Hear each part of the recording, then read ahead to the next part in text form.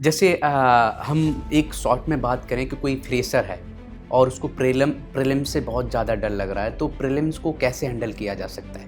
जब आप test series लगाते हैं और आपके मार्क्स कम आते हैं तो आपको डिमोटिवेशन नहीं एक तरीके से हावी नहीं होने देना है। होता क्या है कि जब भी टेस्ट लगाते हो तो सीखने के लिए लगाते हो, आप जितना ज़्यादा गलत कर रहे हो उतना सीख रहे हो। कि practice makes the man perfect. तो आप जितना प्रैक्टिस करेंगे, जितना लिखेंगे, जितना अपने आप को थकाएंगे, ऐसे कहते हैं कि जितना आप अभ्यास में अपना पसीना बहाएंगे मैदान में, उतना ही आपका कम खून बहेगा। जब आप इंटरव्यू देने गए थे तो कैसे कैसे क्वेश्चन पूछे गए थे आपसे? और मैं ही नहीं, मेरे साथ में मेरे भैया मेरे एक मेंटर की तरह है। किसी इंस्टीट्यूट में अगर आप मेंटर ज्वाइन करेंगे तो वो 24/7 आपको शायद नहीं अवेलेबल हो, लेकिन अगर आपका भैया आपका मेंटर है तो वो 24/7 आपको अवेलेबल रहेंगे। स्टडी IQ पीसेस, आपका सिलेक्शन हमारा मिशन। हेलो साथियों, नमस्कार। कैसे हैं आप सभी लोग? उम्मीद करते हैं आप सभी लोग बढ़िया होंगे, मस्त होंगे। तो चलिए, UPPCS स्टडी IQ चैनल पर आप सभी लोगों का बहुत बहुत स्वागत है।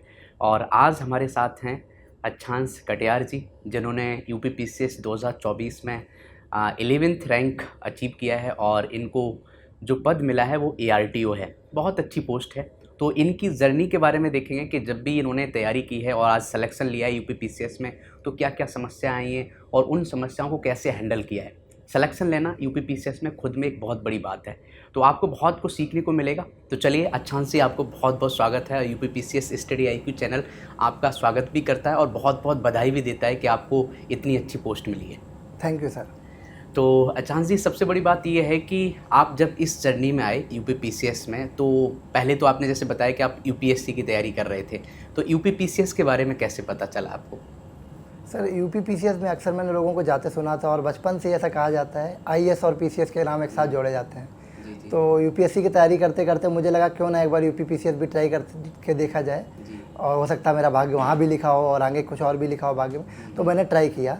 तो इसके बाद मैंने ट्राई किया और 2-3 बार देने के बाद में मेरा प्रीलिम्स नहीं निकला, और इस बार मेरा प्रीलिम्स निकला। क्योंकि ये बात मुझे पता थी, मेरा जो हर्डल है वो प्रीलिम्स ही है। एक बार अगर मेरा प्रीलिम्स निकलेगा तो मुझे अपने ऊपर इतना भरोसा था कि मैं मेंस और इंटरव्यू निकाल ले जाऊंगा, और वैसा ही हुआ। जैसे ही चौथे अटेम्प्ट में मेरा प्रीलिम्स निकला, मैंने मेंस निकाला और इंटरव्यू निकाला, और finally with the grace of God मैं सेलेक्ट हुआ। चलो, बढ़िया है। बहुत से जब एस्पिरेंट्स होते हैं, जब किसी सेलेक्टेड पर्सन को सुनते हैं तो उनके दिमाग में आता है कि ऐसा तो नहीं कि ये बहुत ऐसे कॉलेज से हो, IIT या IIM, कहीं से अच्छे कॉलेज से, एलीट कॉलेज से पढ़ाई की। तो आपकी जो ग्रेजुएशन हुई है वो कौन से कॉलेज से हुई थी? सर, मेरा ग्रेजुएशन कानपुर में PPN PG कॉलेज है, जो कि छत्रपति साहूजी महाराज यूनिवर्सिटी के अंतर्गत आता है। मैंने वहाँ से किया था, और इसके बाद मैंने मास्टर्स JNU से किया है। जो कि कोई मतलब आपने पढ़ाई कहाँ से की है ये मायने नहीं रखता, आपकी कैपेसिटी क्या है ये मायने रखती है। क्योंकि बहुत जो बेसिक कॉलेज हैं वहाँ के भी बच्चे निकलते हैं, और उसके साथ साथ में बहुत सारे बड़े कॉलेजेस हैं वहाँ के बच्चे नहीं निकल पाते हैं। तो ये इंडिविजुअल कैपेसिटी पर डिपेंड करता है, ना कि कॉलेज के उस पर डिपेंड करता है। ये बहुत बड़ा मिथ है। लोगों को लगता है कि IIT के लोग ही सिलेक्शन ले रहे हैं UPSC में, UPPCS में। ऐसा नहीं है। जो मेहनत कर रहा है उसका सिलेक्शन हो रहा है। आप देखिए, आपको ARTO की पोस्ट मिली है, बहुत अच्छी पोस्ट है। नॉर्मल कॉलेज से पढ़ाई की है, बस ये है कि आपके पास डेडिकेशन है, मेहनत करने का जुनून है, तो आप भी अचीव कर सकते हैं। दूसरा क्या है कि हम बात करते हैं कि जब इस एग्ज़ाम में जाते हैं तो बहुत सी समस्याएं हैं कि एक तो कंसिस्टेंसी नहीं बनती है, कि कोई लंबा एग्ज़ाम है, प्रीलिम्स में फेल आ गए, फिर आप दोबारा वहीं आ जाते हैं, मेंस में फेल हो गए, फिर दोबारा वहीं आ जाते हैं। तो stress, consistency, different financial issues, इन सभी को आपने कैसे मैनेज किया?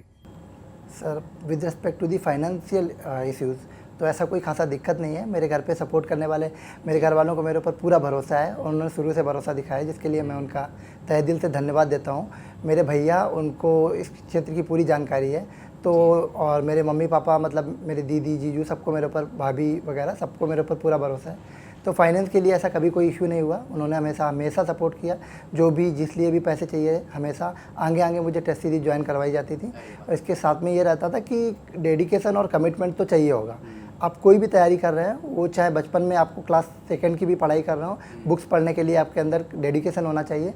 फिर आप चाहे सिविल सर्विसेज की तैयारी कर रहे हैं तो डेडिकेशन तो चाहिए होगा। तो इसलिए मैं कहता हूँ कि 2D जो होते हैं, दैट इज़ डेडिकेशन और डिटर्मिनेशन, ये आपकी तैयारी में होनी चाहिए। अगर ये 2 नहीं है तो फिर दिक्कत की बात है, और इन 2 के साथ आप कुछ भी अचीव कर सकते हैं। अभी जैसे आपने बोला कि 3 बार आप प्रीलिम्स में फेल हो गए और ये चौथा प्रीलिम्स था, और जैसे ही प्रीलिम्स निकला आपने फाइनल सिलेक्शन ले लिया। तो इस बार जब चौथा अटैम्प्ट दिया तो ऐसा आपने अलग क्या किया कि आपका प्रीलिम्स निकल गया? सर एक जो मैंने ये किया था कि पहले तो PYQ का एनालिसिस बहुत अच्छे से करना होता है, क्या पूछा जा रहा है PYQ में, किस तरीके का पैटर्न है, क्या ट्रेंड है, ये PYQ से ही आपको पता चलेगा। दूसरी चीज़ ये है कि घटना चक्र पब्लिकेशन की जो बुक्स आती हैं उनको आपको पढ़ना बहुत ज़रूरी है, क्योंकि वो जो है एक तरीके से फाउंडेशन है, और वो यहाँ ही नहीं, आपको और भी कई सारे एग्ज़ाम्स में फ़ायदा करती हैं। तीसरी चीज़ जो मैंने बहुत चेंज किया इस बार, वो ये किया था कि मैं जो भी टेस्ट देकर आता था तो उसमें जो मुझे नहीं आता था मैं उसका नोट्स बना लेता था। तो आखिरी में जब मैं प्रीलिम्स के लिए अपेयर होने जाता था तो मेरे पास एक कंसोलिडेटेड नोट था कि ये मेरी कमियां हैं, और ये मैंने नोट डाउन कर ली है पहले से, तो मुझे इतना ही पढ़ना है, रिवाइज़ करना है, apart from my class notes या जो भी मेरे पास बुक्स वगैरह हैं स्टैंडर्ड। तो उतना जो ये 3 ट्रिक्स थी ये बहुत काम आई, स्पेशली जो लास्ट वाली है, जो नोट्स बनाने वाला तरीका था। चलो बढ़िया।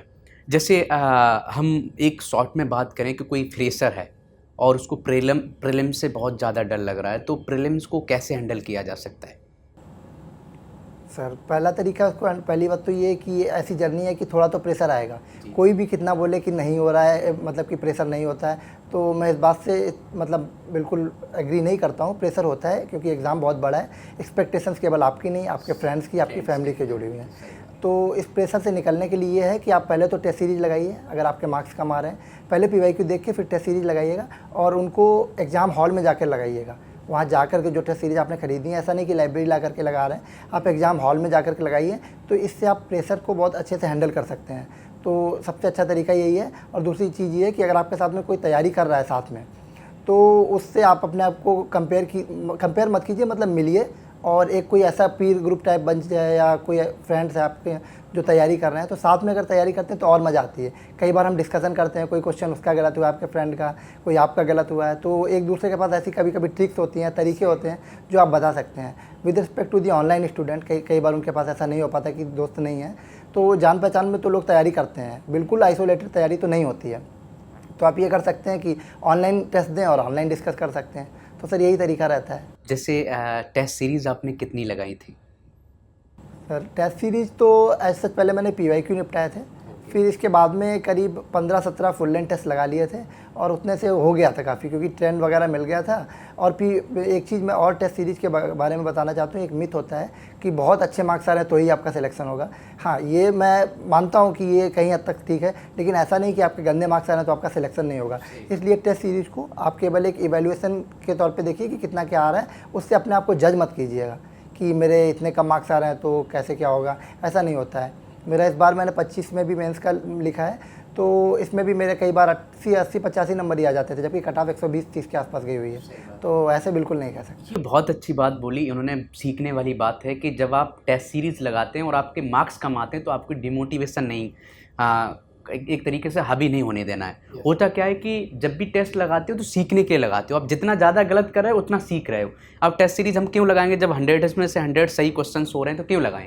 तो टेस्ट सीरीज़ सीखने का जरिया है। गलत हो रहे हैं तो खुशी की बात है, चलो यहाँ गलत कर रहे हैं, हम एग्ज़ाम में गलत नहीं करेंगे। बहुत अच्छी, अच्छांश जी ने ये बहुत अच्छी बात सिखाई है कि आपको टेस्ट सीरीज़ लगाना है, उनके सॉल्यूशन को पढ़ना है, और आपके मार्क्स कम आ रहे हैं तो आपको निराश नहीं होना है, बस आपको पढ़ते रहना है। बहुत अच्छी बात। दूसरी बात है कि जो फाइनल सिलेक्शन है वो मेंस पर डिपेंड करता है। जितना अच्छा मेंस होगा आपकी उतनी अच्छी रैंक होगी। तो मेंस को हैंडल आपने कैसे किया? सर जैसा कि आपने कहा कि जितना अच्छा मेंस होगा उतनी अच्छी आपकी रैंक होगी।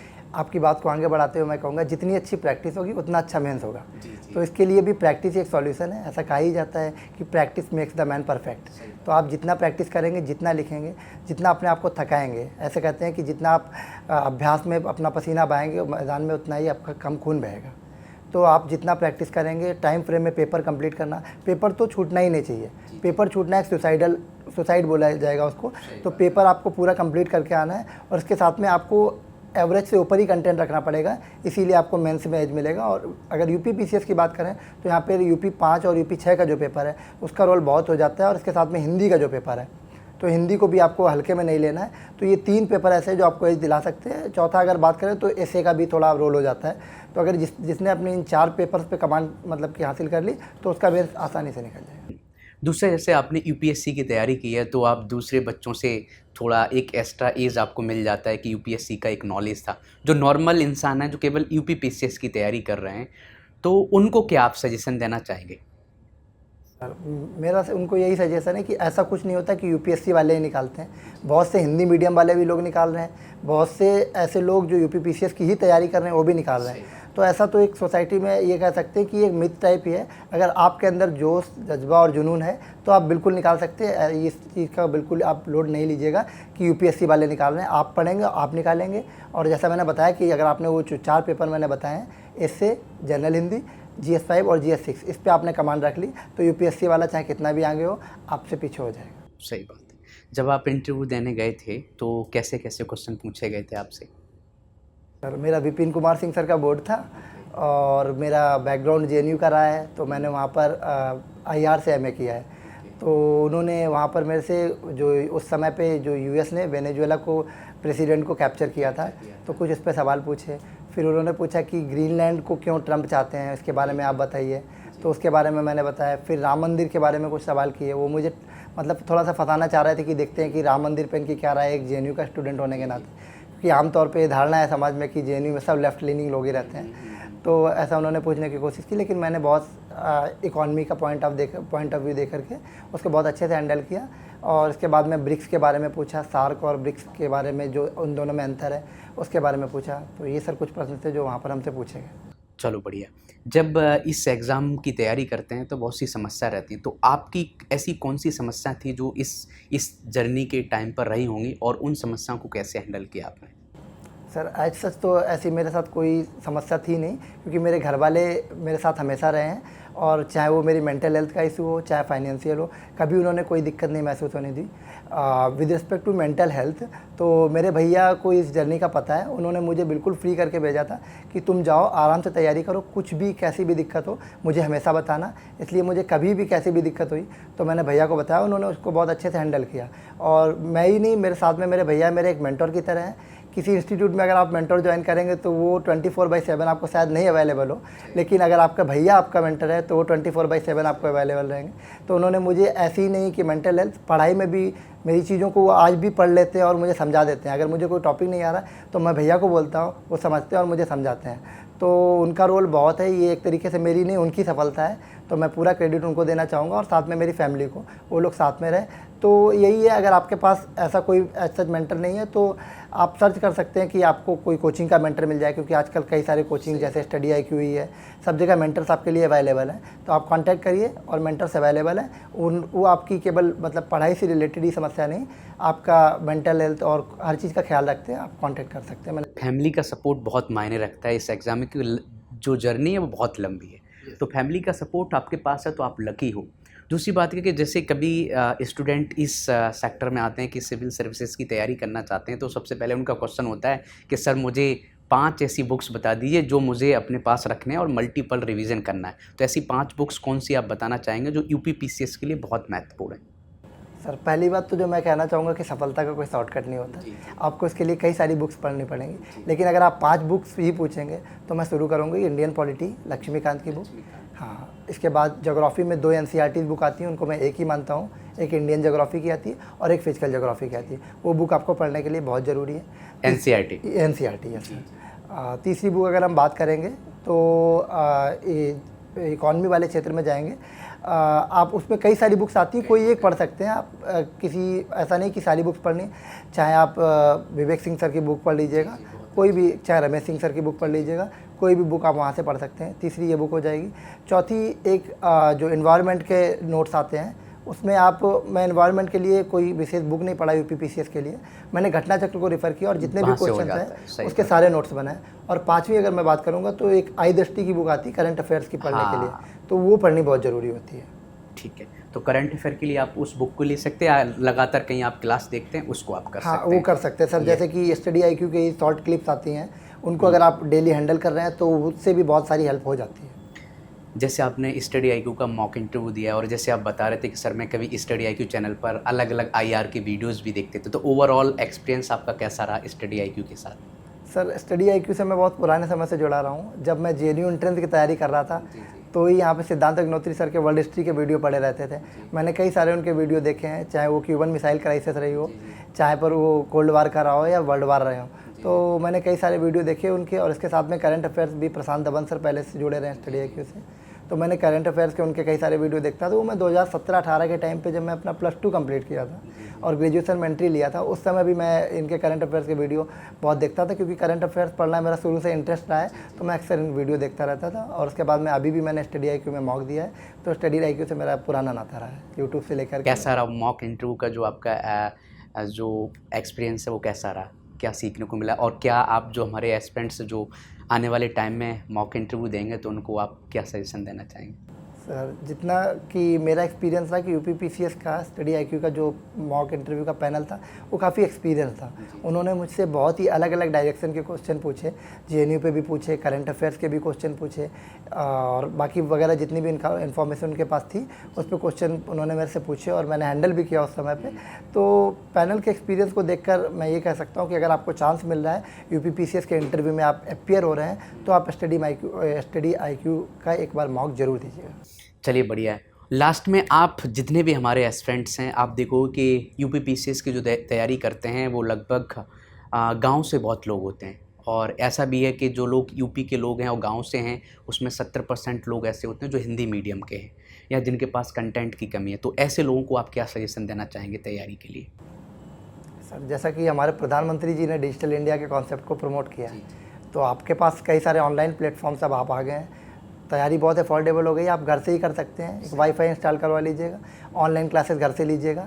ऐसा भी नहीं है कि अब हिंदी मीडियम और इंग्लिश मीडियम का कुछ UPPCS में तो ऐसा कुछ नहीं है। इस बार भी बहुत सारे लोग हिंदी मीडियम से सिलेक्शन तो हुआ है। होप बिल्कुल नहीं खोनी है, आप तैयारी कीजिए, घर पर रहिए, घर पर रह रहे हैं तो कोई दिक्कत नहीं है, बस घर पर रहकर पढ़ते रहिए। बस पढ़ाई और कंसिस्टेंसी और पंक्चुअलिटी, ये चीज़ें बहुत होनी चाहिए आपकी लाइफ में। और ऐसा कुछ नहीं है, जैसा कि पहले ही बता चुके कि UPSC वाले निकल जाएंगे या इंग्लिश मीडियम वाले निकल जाएंगे, तो ऐसा कुछ नहीं है। जब तक UPPCS बहुत फेयर और ट्रांसपेरेंट है, तो आप तैयारी करते रहिएगा, निश्चित एक दिन होगा। तो ठीक है, बहुत कुछ चीज़ें आपको सीखने को मिली होंगी, और इस एग्ज़ाम में जो कुछ इन्होंने जो बातें बताई हैं अच्छांश जी ने, आप उनको इम्प्लीमेंट करिए। बहुत अच्छी बात बोली कि आपको प्रीलिम्स निकालना है तो आपको ज़्यादा से ज़्यादा टेस्ट लगाने हैं और मल्टीपल रिवीजन करना है, जैसे घटना चक्र बुक की बात की। ऐसी मेंस को आपको बेहतर करना है तो आप आंसर राइटिंग करिए। प्रैक्टिस की बात की थी कि प्रैक्टिस एक ऐसी चीज़ है जो किसी भी इंसान को महान बना सकती है। बहुत से लोग क्या होते हैं, बुक्स ला के रख लेते हैं, प्रैक्टिस नहीं करते। आप आंसर लिखिए, आंसर आप लिखेंगे, आपकी आंसर राइटिंग अच्छी होगी, आप मेंस बेहतर करोगे और उतनी अच्छी आपकी रैंक आएगी। तो ये सब चीज़ें हैं आपने सीखी होंगी और जानी होंगी, और आने वाले एग्ज़ाम में आप ज़रूर इम्प्लीमेंट करें, आपका भी सिलेक्शन ज़रूर होगा। तो अच्छांश जी, आपका बहुत बहुत स्वागत है और बहुत बहुत धन्यवाद यहाँ आने के लिए। Thank you.